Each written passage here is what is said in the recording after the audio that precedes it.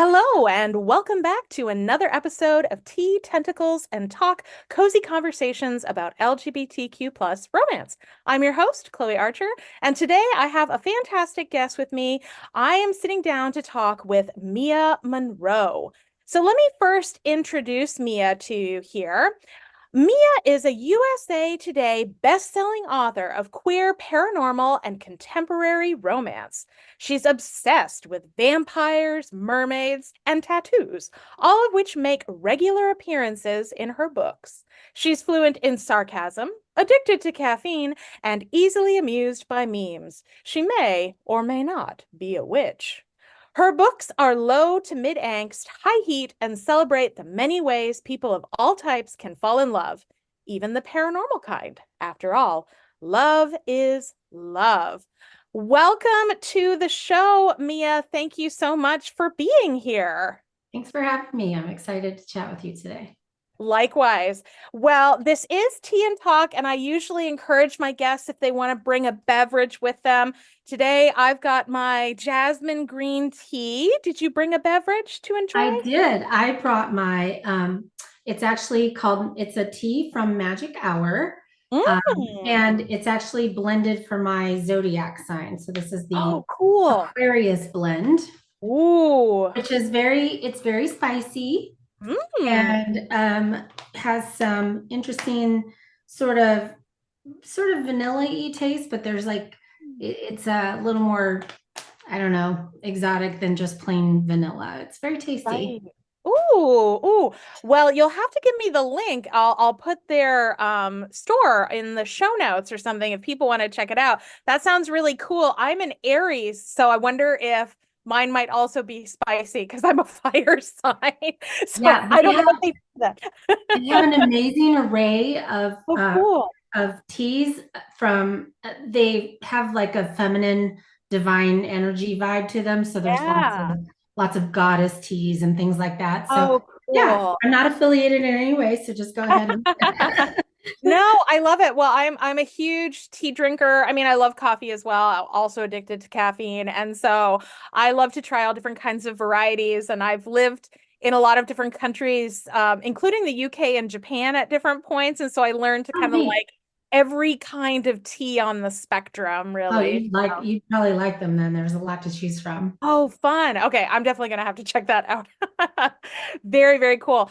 Well, some of the stuff that we tend to talk about on the show, a lot of my listeners are readers or they are sometimes aspiring or new authors. I myself am still a pretty new author. I've only been published for about a year and a half. And so I always love to talk with other folks at different points in their writerly journeys and careers to learn a little bit more about what works for them as a writer. So, can you tell us a little bit about your writing process? Yeah, so I've been writing in this genre since 2019. And Hmm. I started out just part-time writing. Of course, Yeah, I had a regular full-time job. And so at that time, it was any available moment that I had available to sure. me. You know, I woke up before work and wrote.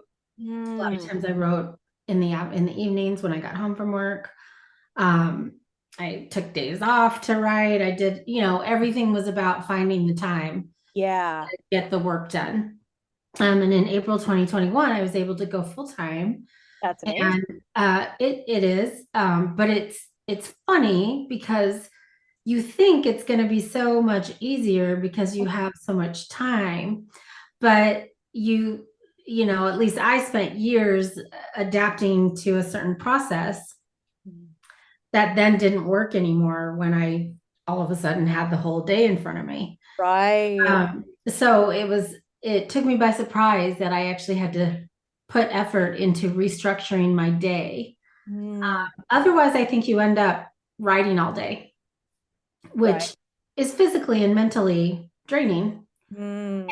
And there's other parts of this business, as people might tell you. Yeah. Anyone who's pursuing this commercially will tell you that there's a lot more that goes into it than just writing the book, right? Oh, 100%. So, yeah, so I had to learn how to balance all of that. So now I have a pretty good flow where I still get up in the morning. It's still, it used to be the first thing that I did. I just walked from Yeah. the bedroom, got my Oh, coffee, wow. came straight to my office. Mm. Um, just recently, I've started spending a little time in the morning while I drink my coffee, reading some craft books Oh, yeah. because I'm currently challenging myself in some different ways. Mm. So the craft books are helping me kind of get in that frame of mind before I actually start writing. Then I spend about 4 hours a day, Mm.4 to 5, probably depending on how intense the scene is. Yeah. Actually writing the book that I'm working on. And then the rest of the day is the rest of the day. It's either administrative stuff I have to do Mm. or editing the book that's going to come out next or buying covers or it's all that stuff that goes on in the background that I think readers think we just magically make So happen. much. It's a lot of coordinating things, right, behind the scenes. Yeah, yeah. Oh, 100%. Um, yeah, no, I mean, I think that that's really interesting because I've talked to a wide variety of authors, some of whom are part-time, some of whom are full-time. And yeah, I've heard a very similar kind of narrative about it can be challenging going full-time, sometimes having the structure of a regular day job ensures that you are a little bit more consistent, but when you have greater flexibility with your time, unless you're really disciplined, it can be hard to stay on task. That it's very easy to tell yourself, Yeah, I've got a whole bunch of I've time, got time. Yeah. right? And then I you put think it things off. really depends on your personality type too. Right. I write fast, right? I'm one of those Mhm. once a month, 4 to 6 week release people. Wow, that's impressive. Yeah. So, and I've been like that my whole career. I've Mhm. always written really fast. Fast. Yeah. Um, but guess what happens over time? Huh? Mm. Repetitive strain injuries are what happen. Ooh. So and again, I think it depends on your challenges will depend on not only your personality type, but your work style, right? Right. Some people need structure and they have to create that structure if they're Mhm. going to be a work from home person and they have to give themselves a specific amount of, I work from this time to this time and I Right. write this many words, a day and I do this and I do that. Because some people need that kind of structure.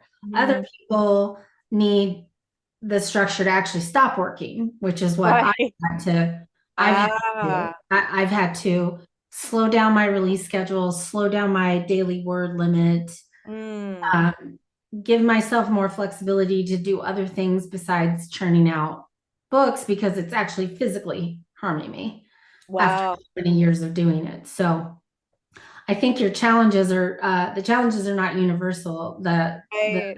the fact that there are some is universal, but what they are is going to depend on who you are as an individual. Right. So, I mean, yeah, I've heard from a number of different authors who have had varying physical ailments associated with writing from, tendonitis to, back or neck issues and, other things Mhm. along those lines.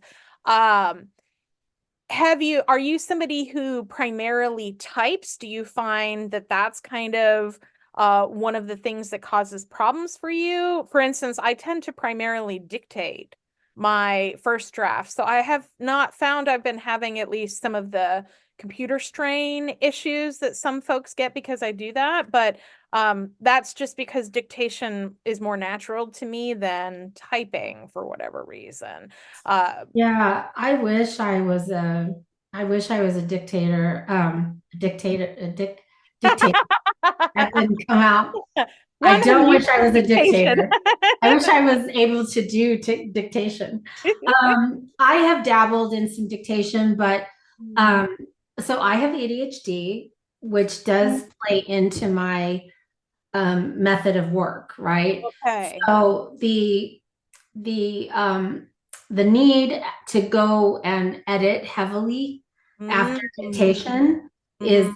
not conducive to the way my brain likes to work. Oh, Um, I find it brutally tedious.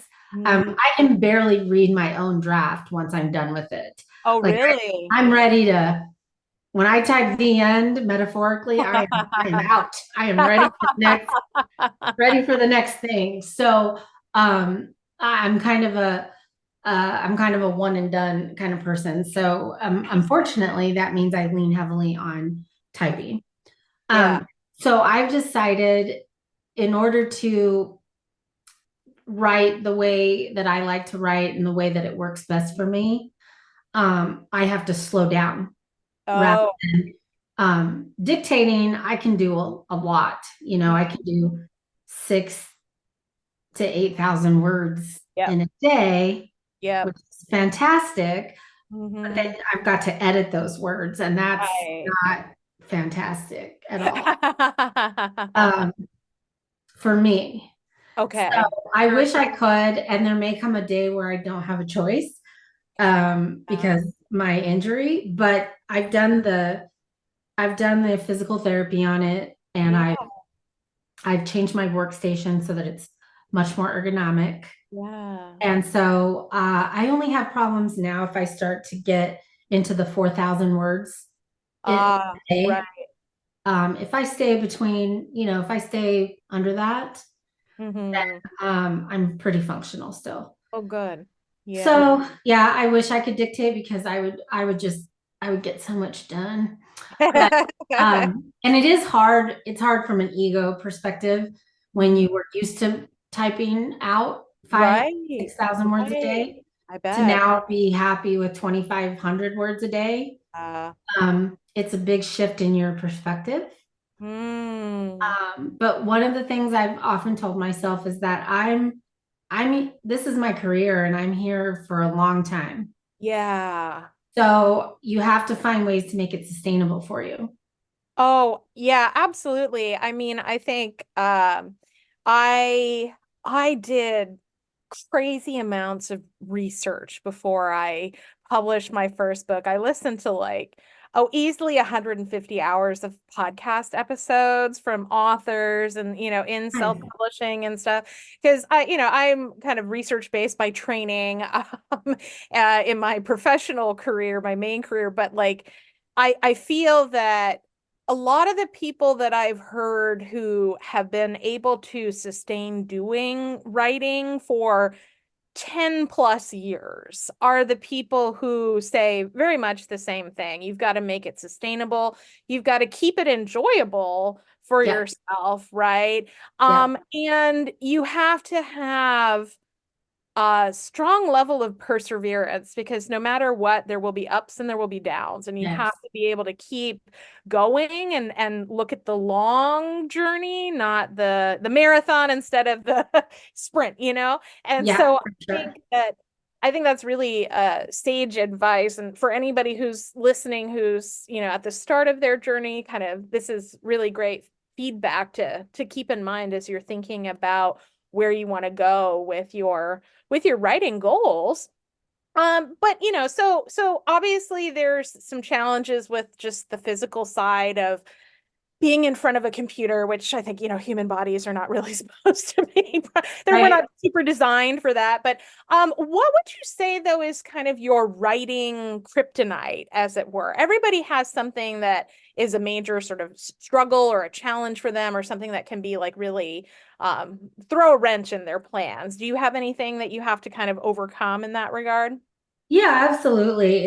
It's got to be social media and Mm, just the ability to see what everyone else is doing and to mm, measure what everyone else is doing. right. But what I've learned the hard way is that you're not really seeing anything. You're seeing a curated perspective. People Hmm. only show on social media what they want to show, right? It's Hmm. not it's not a organic thing that just happens. Hmm. It's an intentional avenue of information, Right. right? Mhm. So, and you also don't know what's going on behind the scenes, Yeah. right? So you can see that somebody's book might have more reviews than yours, or might have a higher rank than yours. Hmm. And your tendency, I think anybody's tendency, is to automatically compare that and try to make it apples to apples. But there's so many things that go into Hmm. how a book does, how an Yeah. author's career goes, that you're absolutely not comparing anything Right. to what you think Right. you are. Hmm. So, but it's still a trap. I think that's very easy to fall into when you're just sitting there in the afternoon, you're just scrolling Facebook or Instagram or whatever, and you're just like hit with, post after post after post. And Right. I think this is one of the rare careers where you're inundated so much with what everyone in your field is doing Yeah. every day. Right. Every time you log on to a social media platform. Yeah. And if you don't know who Becca Syme is, Yeah, I do. Hmm. I'm sure you do, but if some of your listeners don't, Yeah. um, I definitely think she is a gem of information for questioning the things that we think we have to do, Hmm. um, that often lead us to burnout and to other negative things. And Right. one of those things for me is social media. And I've had to learn that when I'm in a certain headspace, I got to get off Yeah. social media. And Hmm. I gotta work on myself away from the noise of that, because Right. it'll get in your head and it'll make you start questioning Hmm. if you're a good writer, if your books are good, if readers even like you, and you can really doom spiral Oh, pretty, yeah. pretty fast. It can So, trigger the imposter syndrome. oh yes, it can trigger you so much. Yeah. And so I spend a ton of time working on my mindset, Mm. um, for those reasons. One, to be able to defend against that kryptonite, Yeah. and for the longevity thing that we were talking about, because there are Yeah. peaks and valleys. Um, Somebody's really hot right now and you're not, Yeah. but your next book could be the thing that makes you the hot ticket. Right. So you have to be able to get through those lulls like that so that Right. you can get to the next book. Oh, yeah, absolutely. I mean, I think that so my number one Clifton strength is futuristic. So I tend to think really far out and I'm like, well, okay, if this one's not successful, there's these five more in the Yeah, pipeline. And, and so I don't know. I think for me, it's always just, I tend to mostly compare my, success to myself. Like I'm always kind of that's challenging great. myself to try and do better. I think it can be easy to kind of fall into the comparison thing that Facebook and other social media can sometimes propagate. But I think mindset, like you said, is really important. I tend to do a lot of like affirmations and stuff, or Yeah, meditation, yeah, usually first thing in the day to kind of set my mood, and that helps a lot, I think. But that's yeah. um and I would say that and I know I've mentioned this several times on this show, but for folks who are watching this as their first episode or whatever, I think that I do get like incredible energy boosts from hearing from readers who love my books, right? Oh So yeah. I think that, there are ways in which, readers can support authors, even if you're only reading books in KU and you're not buying stuff, you're not going to conventions and stuff, you could send a message to your favorite author and tell them about how much you love their books. Or if you read one recently that you just thought was fantastic, reach out to that. Even a small note can like Mhm. really revitalize an author who might be struggling a lot more with Yeah. certainty than you think they are. Yeah, As I think I just saw somebody post recently about how delicate authors actually are. Mm. And I think it's a funny thing because we we do something that's pretty personal, right? Oh, yeah. Creating art of Yeah. any kind. And then Yeah. putting it out for public consumption is Hmm. a very vulnerable thing to do. Yes. But we as a group can also be pretty tender, you Oh, know. for sure. So the amount of power that a reader has Yeah. to boost us is Yeah. significant, you know. It could Right. be every time somebody wrecks my name, it's Hmm. like, oh, I every know, time somebody right? messages me, every Yep. time somebody comments on a post, every single time. Right. It's just that little bit of boost Right.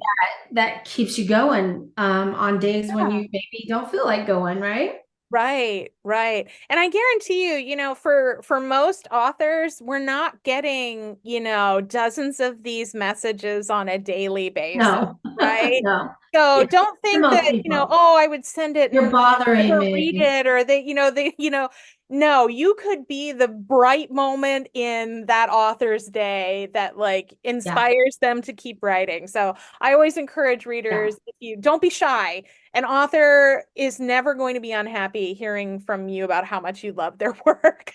No, no. And that's the rub with social media because that's where you Mhm. get that stuff. Yeah, So you exactly. can't just you can't just I mean you can of course ignore social media, Right. but if you're the type of author like many of us who Yeah. needs that social proof, then you Hmm. kind of have to navigate those oceans, right? Yeah. I also genuinely Mm. get excitement from how well my peers are doing.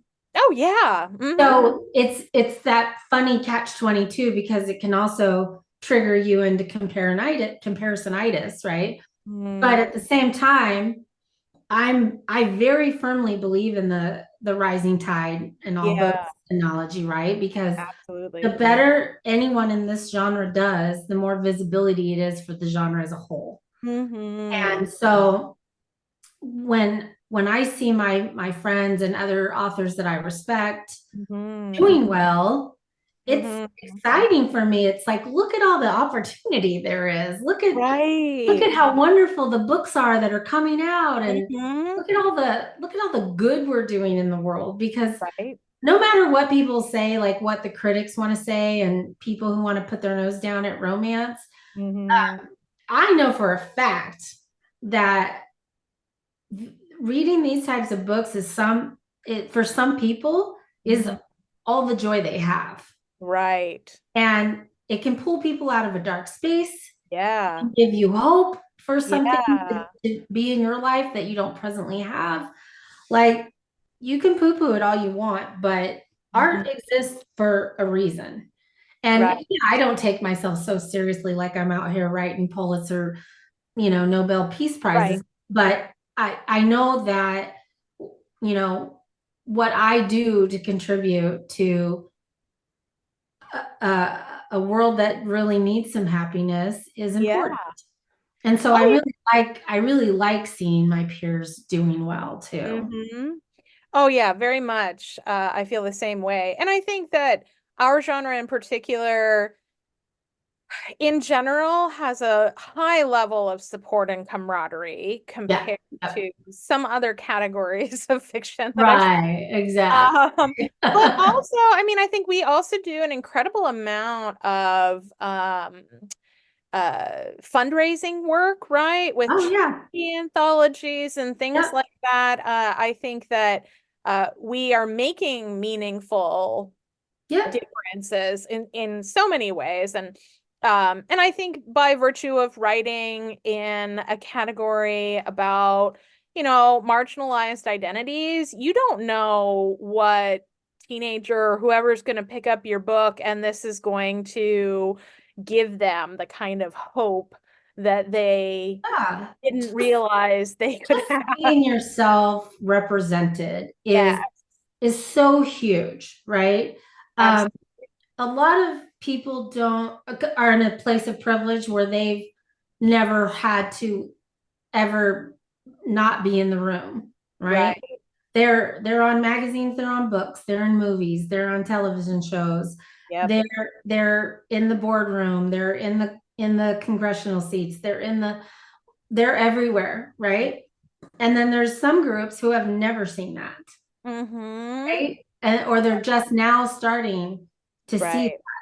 Right. And I remember the little, the chaos over the Little Mermaid situation Oh, recently.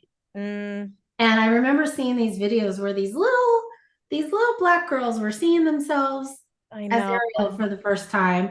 And it's I think it's something we don't realize has the impact that it does. And that's why Oh. I'm so steadfast about writing happy endings, right, for Mm-hmm. LGBT people, because Mm-hmm. a lot of the literature that's existed prior to us and a lot of the media is Right. tragic, right? Yes. Somebody's always dying, or Mhm. there's, a terrible family situation, and there's Mhm. abuse, and and those are real life experiences. So Right. they deserve to be, seen too. People Sure. people have been through those things. But I also like to show that they're just as worthy of a Hollywood happy ending as any other group of people are too. Right. And I think that's one of the things that makes me so proud about Mm-hmm. this genre is Hmm. that we're not only are we helping other people be seen, but for a lot of us, we're helping ourselves be seen. Yeah, I mean, personally as a queer author myself and, basically growing up queer as a teenager in the 90s, right? And I just remember most of what I had was innuendo, Yeah, right? It was yeah, like Xena Warrior Princess and yeah, Gabrielle, and I yeah. mean things along those lines. And I mean, even just I loved shows like The X-Files in part because like Dana Scully was like the first really smart, strong, independent, professional woman I saw on a TV show who didn't constantly sort of focus on a man, but like Right. focused on her career and other stuff. And so, I mean, I think that obviously a lot has changed since then, but I think that the LGBTQ plus romance is really paving the way for a lot of stuff kind of going forward, which I guess maybe raises two questions for me. I know that you primarily write MM. Would you write elsewhere in the spectrum? Personally, I'm planning to write an FF next year. And, I may try some other stuff down the line.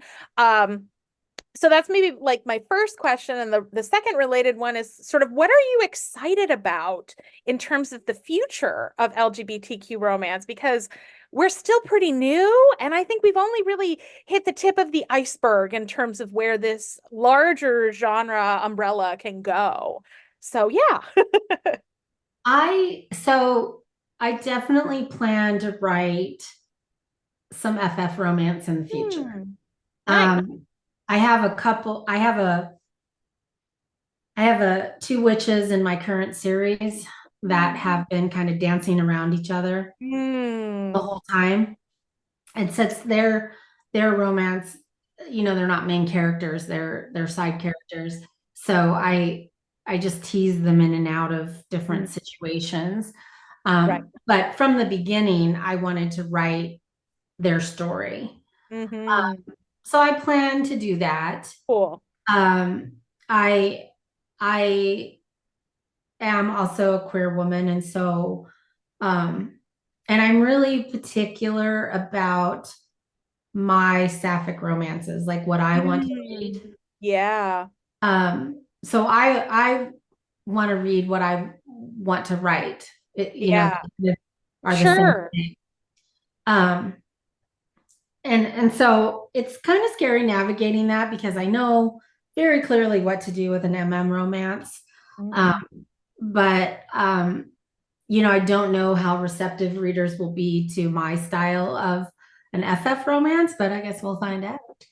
Um, so Well, I mean, I think sapphic romance is its own kind of like, I mean, ironically, technically, lesbian romance has been around quite a bit longer oh than yeah, gay yeah, romance. I mean, I yeah, used to read the old Naiad press, like Radcliffe, yeah. lesbian romances in the It's 90s been and around. stuff like that.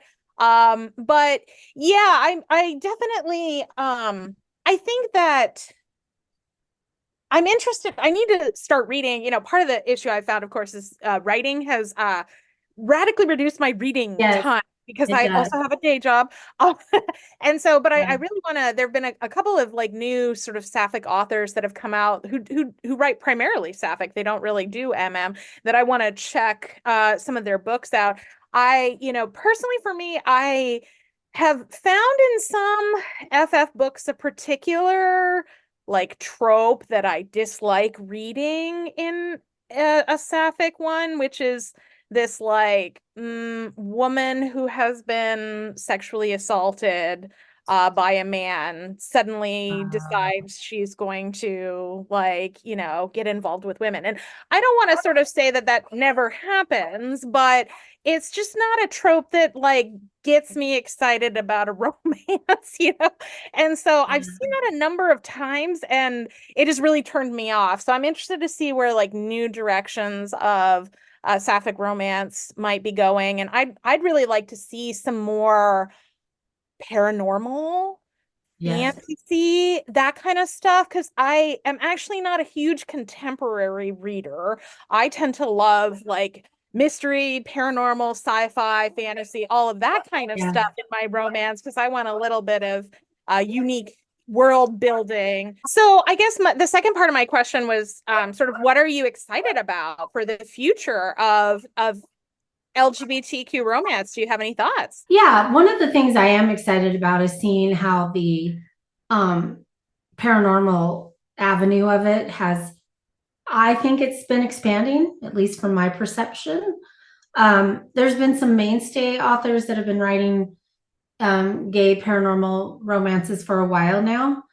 And, I cut my teeth on them. But I've also seen a lot of new people expanding in that area or people that were writing contemporary, like me, kind of switching into the paranormal route. Right. Mm-hmm. And I think that's exciting just because that's where I want to stay. And Mm-hmm. so I like that the readership in that subgenre seems to be growing. Yes. Overall, the genre is growing. Yeah. And I have mixed emotions about it, I would say, Mm. because I do think that there are, be careful how I word this. There are authors who um, are in this genre for the genuine love of it, Mhm. to tell authentic, respectful stories highlighting a queer experience. Mm. Um, but kind of like you were saying about the sapphic romance with the sexual abuse aspect, I think there are a lot of people, or there's a tendency for people to kind of jump in and write some of those like kind of older school Yeah, sure. tropes, with the homophobic family and the toxic, internalized homophobia. Um, Um, and again, those stories have their place. mhm. But what I loved about this genre in the first place Mhm. is how many people truly respect the community that they're writing about. Right. And I know there's criticisms because it is at the end of the day, it's romance, which is a fantasy in and of itself. Right. And we certainly blur the lines of reality with some of the things that we write because, let's face it, does anybody want to read about douching before a sex? Right. No, they don't, like they don't, unless it's a kink story. They really. Right. So Right. yeah, we leave out a lot of things that in reality would be, necessary because it is a fantasy. Yeah. And there are tropes because readers like tropes. I mean, Yeah. that's how we find stories we love. Um, Mhm. so yeah, is it 100%, reality based all the time? No, and I don't think that's necessary. What I think is necessary is that respect for the group of people that you're writing about is there. Yeah. And whenever a genre is hot, it's Hmm. gonna attract people that are just looking to make a buck. Of course. Yeah. Um, and I get kind of worked up about that. Um, just because this is not a community of people, meaning the broader queer community, Yeah. that deserves to be exploited, right? They've already Right. been exploited for forever. But I do try to tell myself that, and I truly believe this, that the authentic people, the writers that are in this for the right reasons and for the Yeah. long haul will still be there when all the people trying to make a buck burn out, right? Oh, yeah. And move on to the next hot genre. You know, Yeah. that's how I sleep at night about it. But overall, that's a wordy answer. But overall, I'm Mm. excited about queer paranormal and where it's going to go. And I would love to see someday a very gay vampire show or movie Oh, yeah. based on a book that Mm. is an interview with the vampire, because that's all we've got. Right, right. I mean, there's some queer undercurrents in True Blood, but Undercurrents, undercurrents. yeah. Main couple, But or no, the yeah, no, main I couple. agree. I want the main Yeah. couple to be very, very gay. Well, I just want more LGBTQ romances being turned into Yeah, media yeah, products, whether they're films or television yeah. series or, stuff like that. And I think we're almost I there. think Like, we're getting there. I think we're yeah, getting there. I think we're still in the land of sweet, which is yeah, fine. You know, we've got to right, be palatable to the masses. right. But I would like to see us move to a grittier, Mm, level. Like yeah, Interview with the Vampire is the new version of it. yeah, Wonderful in its queerness, yeah, right? They right. don't shy. I don't know if you watched the show. I haven't watched all of it, but I've seen part of it. Yes.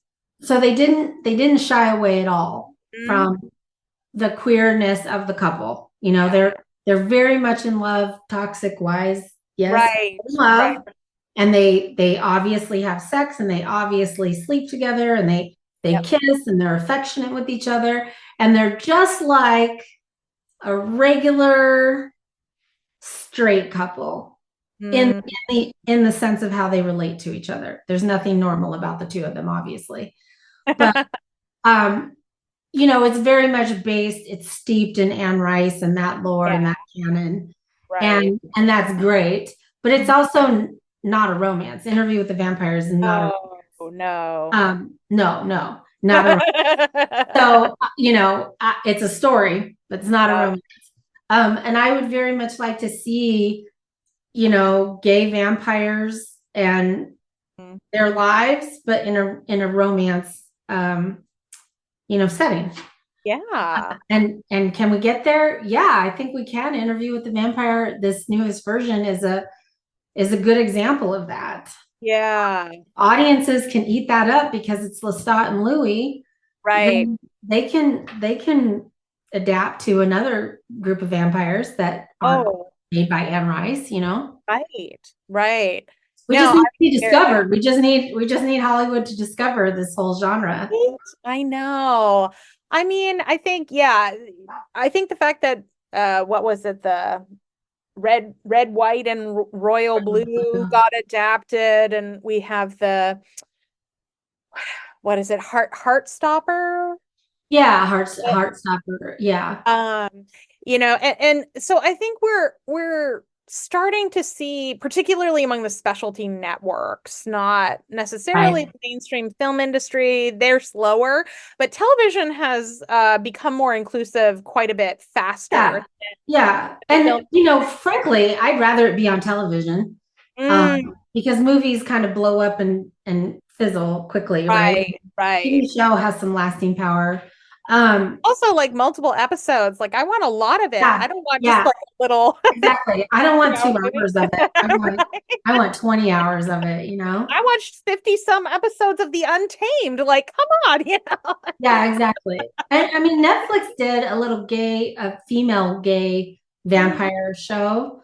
Oh, it was fairly terrible and it got canceled after the first season, but it was unapologetically queer. Yeah. The two leads were girls, um, Nice. and one of them was a vampire and one of them was a vampire hunter.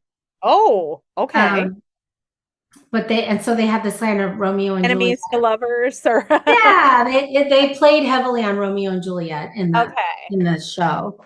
Um, and there were some really good parts, but it was, like I said, it was overall pretty bad. But Yeah. the fact that it was made Right. was, Right. and it was based on, I guess the woman who wrote a short story or something. It was based on Oh, that. okay. So, there's definitely a shift taking place. Yeah. Yeah. I think we need to like find an in with somebody who can help us start writing pitches for our books to like They Netflix do, or because they do whatever. need to be, every example we have is from a trad published book. Right, exactly. And trad published books are, again, I'm thankful for them because Yeah, a teenager can walk into Barnes and Noble now and see Heartstopper or see Red, right. White, and Royal Blue. Yeah, But it's not my taste. I need it to be a right. little steamier. And you tend to only get that in indie books, at least right now. Right. Yeah, I think they're kind of focused a lot more on kind of YA Yeah, LGBT stuff. So there's no yeah, sex in that right, anyway. exactly. There's no Uh, sex. a little dabbling into Or, the new yeah, adult, but they tend to keep little it fade to pretty. black. Yes. Yeah, exactly. And yeah, so And it's just yeah, my preference. I think there should be something for everybody. So I think there should be NA, there should be fade to black, and then there should be, down and dirty for those of us who want that. nice. Um, yeah, I mean, I think just having diversity of options is great. And I think that indie publishing has given us that on so many levels. So, um, well, I could talk about this subject all day because I find it really fascinating, but I want to make sure we can get to talking a little bit about your upcoming release. So I believe this is your last book in the Immortal Assassin series. Tell us a little bit about it and what you think will tempt readers. Why should they check this book out? Okay, well, yes, you're correct. It is the last book in the Immortal Assassin series, and it's about Eve, who is the maker of all the other guys. So the other five books, Yeah. Eve is the maker of all of them. And so each book opens with a historical piece that shows that vampire's origin story. Yeah. So Eve has been, filtered throughout the whole series. Yeah. And of course, he's the head of the coven. And as each brother has found their mate, Mm. um, the focus every single time turns back to Eve. Like, where's Mm. Eve's mate? He's Right. He's been waiting the longest. been waiting and he deserves this. And where's his mate? Yeah. And about midway through the third book is when I realized who Eve's mate was going to be. Ooh, okay. And what I think is really intriguing about his story is Mm. that he's never been able in being alive for many centuries. He's never been able to find anything that fits. Mm. Any relationship he's tried has just been woefully incompatible. Okay. And he finally gave up after a particularly traumatic relationship. And what he doesn't know and what his love interest doesn't know is that they were purposely separated. Oh, So that's as much as I'm going to say. But they know each already other. excited. They know each other. Mm. Um, and so the reason why their paths collide again um, is the whole crux of his book. Ooh, And okay. it kind of brings together um, a lot of the sadness and struggle that Eve has had over the centuries. And so Yeah. what I hope is that readers Um, it's one of those books that has a lot of pressure on it because everybody's been, I mean, literally since book two, everybody's been like, when does Eve get a book? When does Eve get his book? When does Eve get his book? And I'm like, oh my gosh. Um, Right. so it's one of those books that I hope is satisfying, Yeah. not only to be the end of the series, but to be the story of the guy that everybody's been rooting for. Right. Even his own brothers were like afraid to be happy because they wanted that for him instead Right. of themselves. Um, Yeah. so it was wonderful to write, and Hmm. I hope that comes across Yeah. to the readers.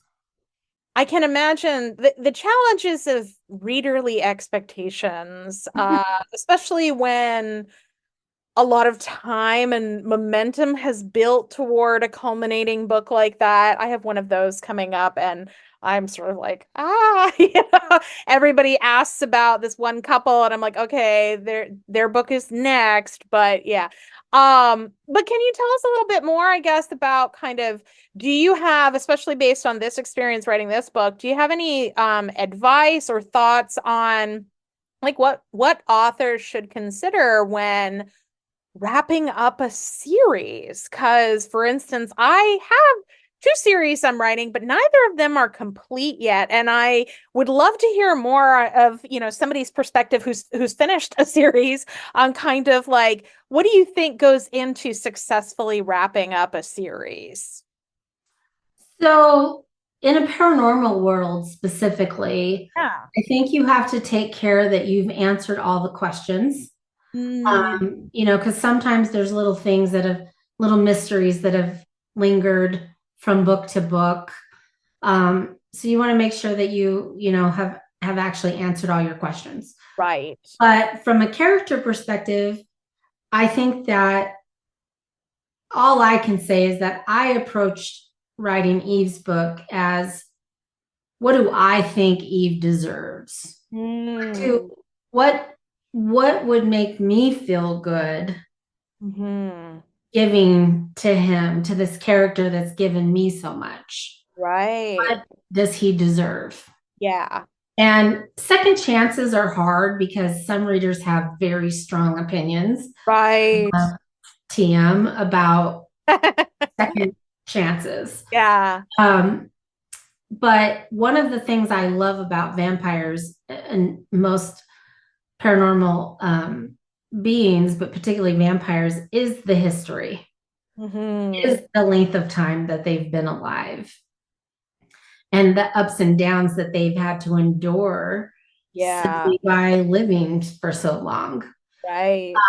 And for me, the only thing that explained why Eve had been through what he'd been through Yeah. was a second chance. Mm. But with extenuating complications. Right. It wasn't just, oh, we had a fight and broke up and now we get back together 500 Yeah. years later. Right. It's not that kind of second chance, right? Yeah. Um, it's not contemporary, kids. But I think that when you're approaching the end of a series, I envision the reader closing the last page or swiping the last page and going, ah, Right.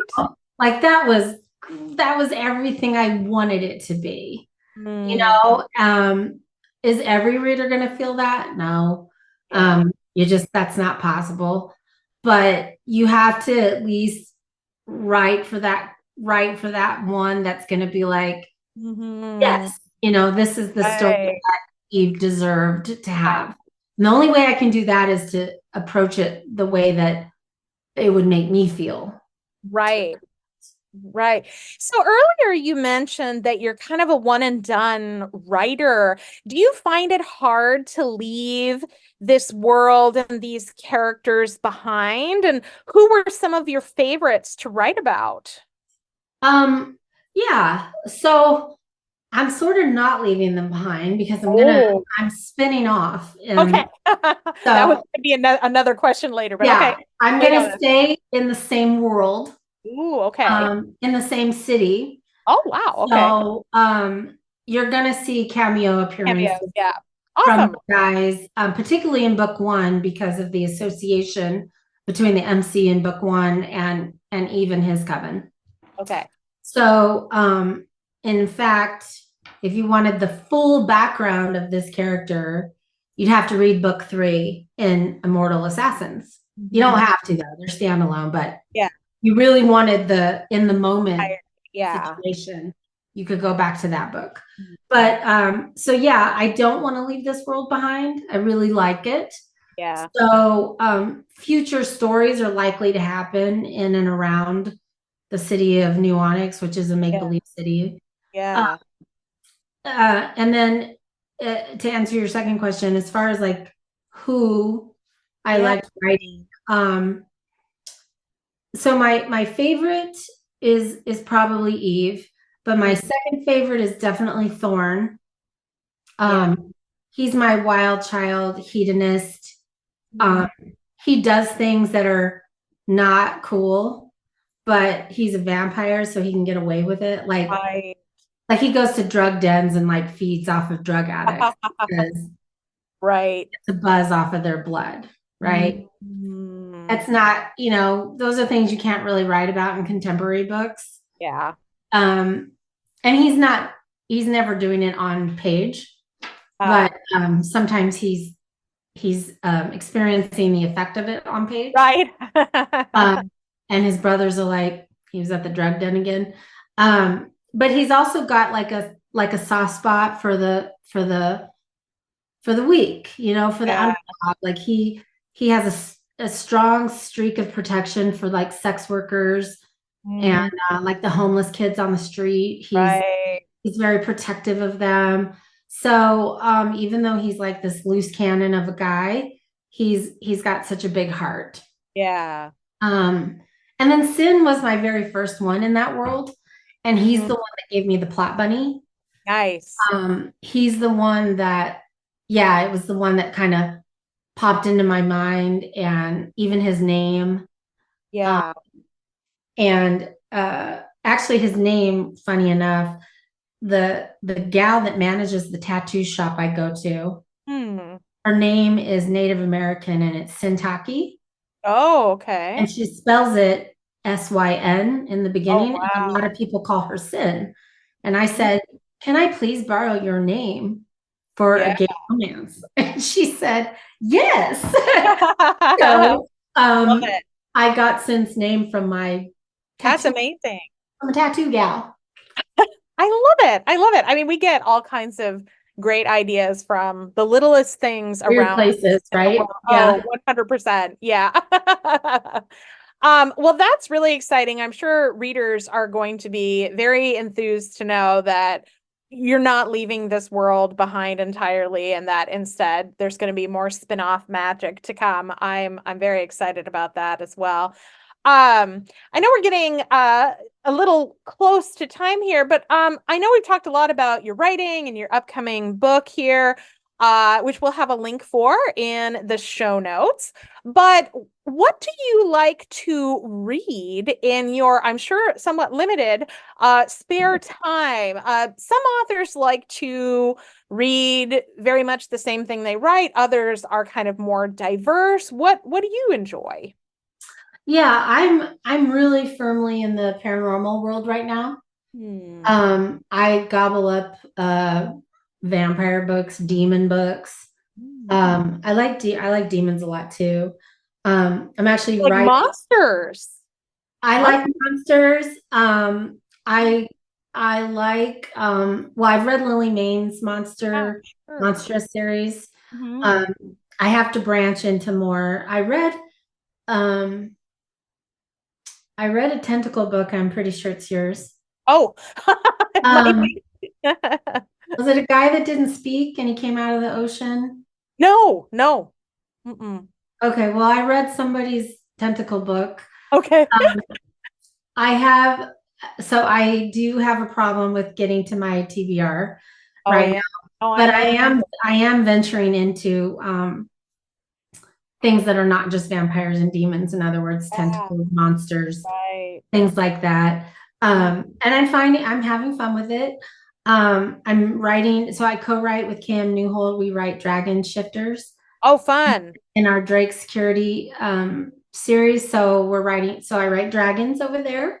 Oh, And okay. I haven't read that one. I'll have to check that out. in the book, we're writing the fourth book right now, Okay. and it has a demon as the other MC. So Nice. we're having fun, just all the different things that demons can do. So I like reading that kind of stuff. I'm finding it difficult to just um, read in the real world anymore and read contemporary books. I kind of Um, escape the real world mostly. yeah, yeah, but there Like, are it's some there not a are happy some place a lot of go-to the yeah, there are some go-to contemporary authors that I try to always read, like Charlie Novak is one.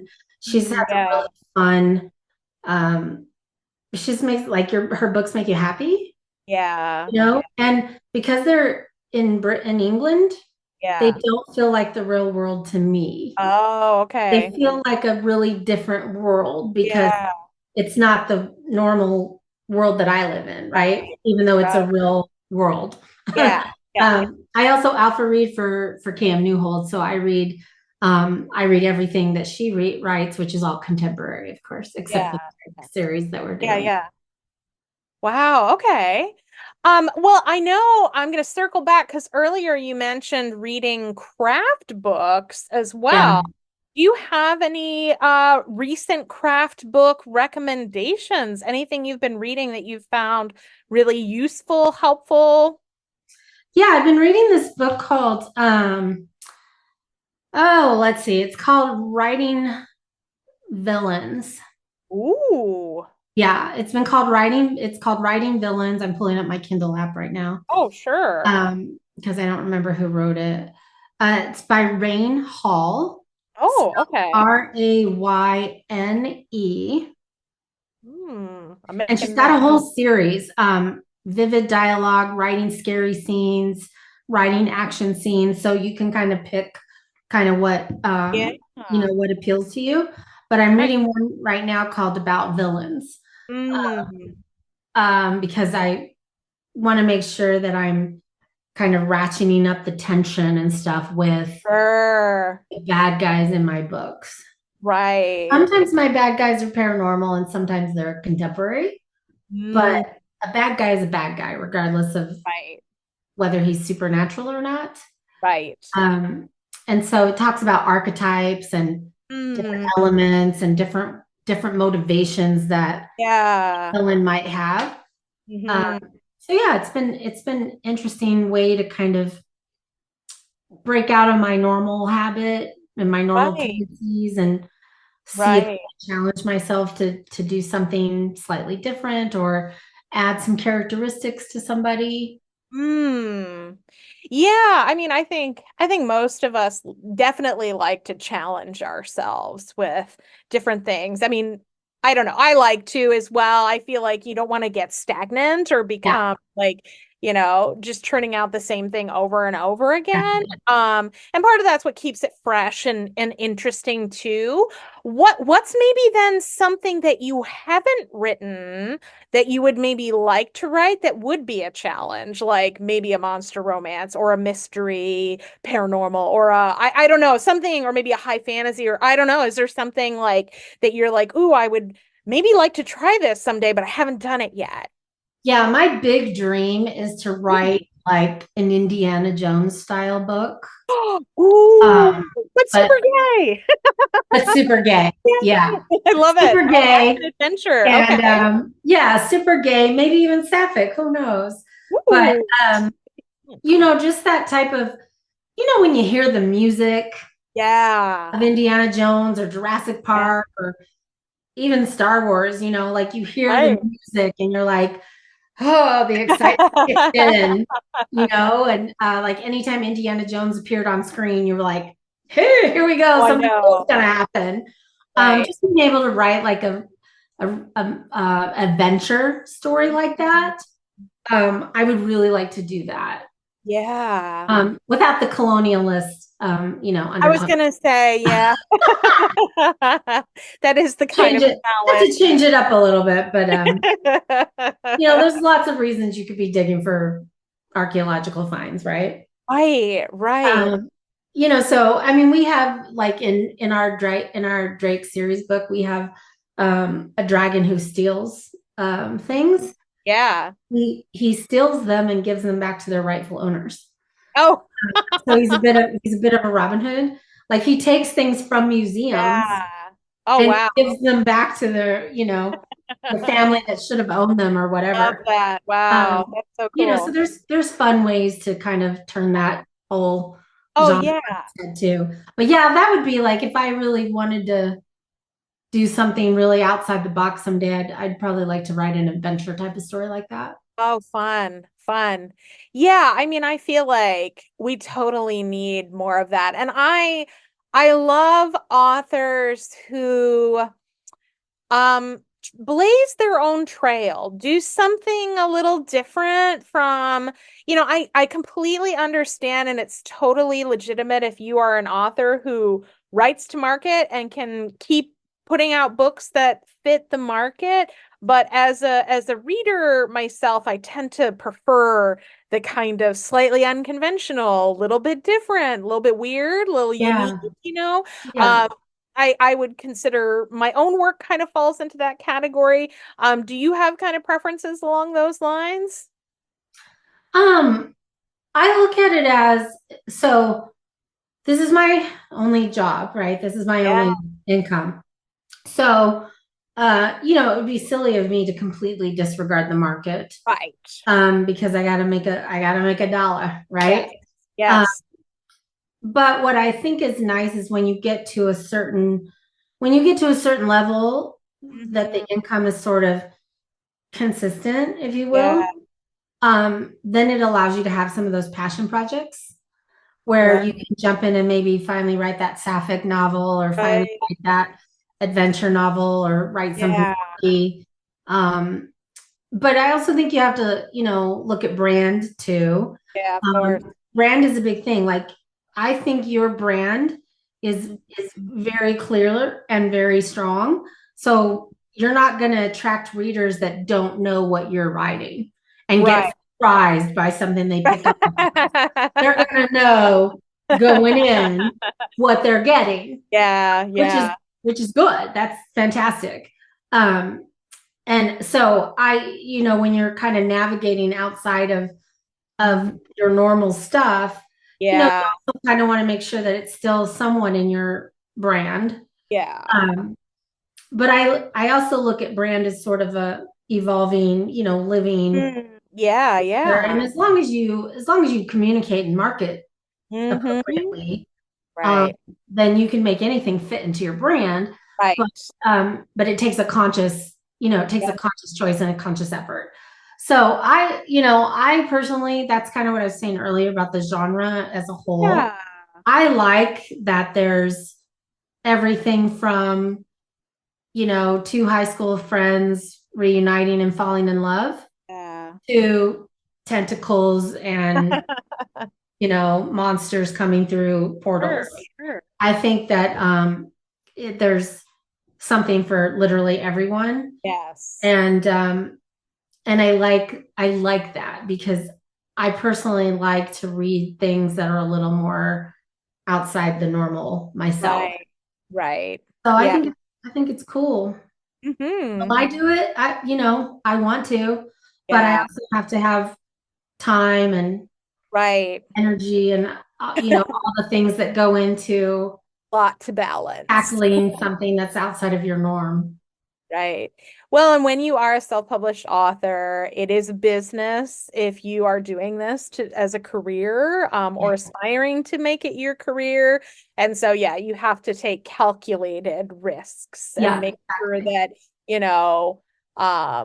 yeah, you're balancing the projects that you know will sell with the passion projects that may or may not sell, or, that kind of And thing. I So, do have, yeah, I do have a Patreon, which actually oh, yeah. it does help me with those passion projects Yeah. because I can put them over there. Oh, And nice. it's kind of like a little test market. Mm. You can kind of see. So one of the things I did after I wrote my first vampire series is Yeah. I knew I was heading in this kind of slightly more violent, morally grave vampire. Sure. And so I tested that out on In the Patreon. in the Patreon with a story that was um much darker and a little more violent than your average story. Mm-hmm. And they ate it up so much that it was very encouraging for me. Right. Um, so it was something that was a passion project that kind of helped turn me, in the direction that I wanted to go in now is like a with my Mhm. regular books. Yeah. So that's a really good Mm. place. If authors are kind of in a place where they're experimenting with some of their brand, Right. Mm-hmm. um, you could always try a Ream or a Patreon if you don't already have one, and Mm-hmm. build a little test market there. Right. So do you sort of release chapters early there, or are you just giving them kind of bonus stories, or how are you A little bit utilizing? of Yeah, a little bit of everything. I do give them chapters as I write. Okay. I do give them bonus chapters occasionally. Yeah. And I do some exclusive serials too, which is like the one I was just telling you about. Yeah, yeah. Um, and then the other bonus is that you have a book you've already written that Right. you can kind of stockpile, Mm. and you can release it later on Amazon, which, spoiler alert, that's what I'm doing next month in April. Yay. Oh, exciting. I Oh, haven't announced that yet, but oh, okay. So you heard it here first. No way. yes, I'm releasing a book that a standalone that I had previously written for Patreon. So Wow. Oh, that's great. Yeah, some other time I'll have to talk to you about what it must be like to write a standalone because I seem to be unable to do that. It just so keeps turning hard. into like new series, and I'm like, oh God. It's so hard. You're not alone in that. It's so No, hard. I know. We'll talk at some point, but well, we're just about out of time. So I want to ask you a question I often ask because we write in the romance genre, and many of us are romantics at heart. Do you believe in love at first sight? I do. I Oh, do. okay. I have personally experienced it. Wow, that's I know people who have. yeah. I believe in love as a whole, just the power of what love can do. Which why it kind of ties back to what I was saying earlier. Like I think that the love that a lot of us have for the books we write in this community and the community Right. that we're writing for Yeah. has ripples of positivity in the Oh, real world. yeah. And I think that that's a powerful thing. So, whenever somebody says, "Oh, insta love is so fake," I'm like, "No, it's not. It really happens." And I'm a firm believer in insta love books, Right. especially when they're fated mates. Yes, that is a favorite trope of mine in paranormal, especially. But yeah, I mean, I think like one of the things that I see a lot in our genre that I think is really wonderful is that it's not just about like characters falling in love with each other, but oftentimes also characters learning self-love, like to love Yeah, themselves, which makes, of course, your love for other people even better, right? And I think that that's something really positive and affirming in LGBTQ romance that's so important, and I think can have a really huge impact. So I agree. I am always really irritated by anyone who denigrates the romance genre, because I do think there's a reason it's been the most popular fiction yeah, genre exactly. for decades, It's the right? re- it's a re- There's And a reason why it's such a big industry. yes, absolutely. Absolutely. People love love. They want Yeah, to believe in love. absolutely. Yes. And I think that I particularly enjoy the more fantastical side of like, paranormal or fantasy or stuff like that, where, Yeah. like the stakes can be so much higher. The power of the love can be magical, like Yeah, literally. That's literally always magical. really, really, really exciting. Um, well, Mia, it has been such a delight talking with you today. I had so much fun. Can you tell my listeners a little bit of what they can expect from you over the next few months or so? You mentioned obviously the book coming out in April from your Patreon. We've got Incredibly Eve coming out really soon, right? March. Monday, Oh, Monday. Okay, so coming out on March Monday. 11th. Yeah, March 11th. Anything else you can give us a little tidbit or teaser for in terms of what we can Yeah, expect? I'm writing the first book in the new series, which Oh, is exciting. so if anybody's read Immortal Assassins, they have a vampire club called Lair. Hmm. And they go there periodically during that series. But the Right, new series is going to be based on that'll be the central location of that series. right, So it's vampires, but also all the other supernatural beings that frequent that right. club. Yeah. It's a little kinkier. Ooh, It's okay. a little edgier. Nice. The vampires are more vampire-y. Little They're, gritty, they're little just light. doing stuff. If they kill somebody, they kill somebody. Oh well. Um, they're just more yeah, they're just more edgy and a little grittier than the Assassins guys. And I think as if you read the Assassins books, I think they each of them gets a little grittier as the story goes on. Right, right. Um, and so I think my writing was just kind of naturally leading me to Mhm. a series like this. So it's going to be really fun. It's a mixture of different supernatural beings and situations, Yeah. and I think that's going to carry me through most of 2024. Oh, fun. Okay. Well, lots of great stuff to look forward to.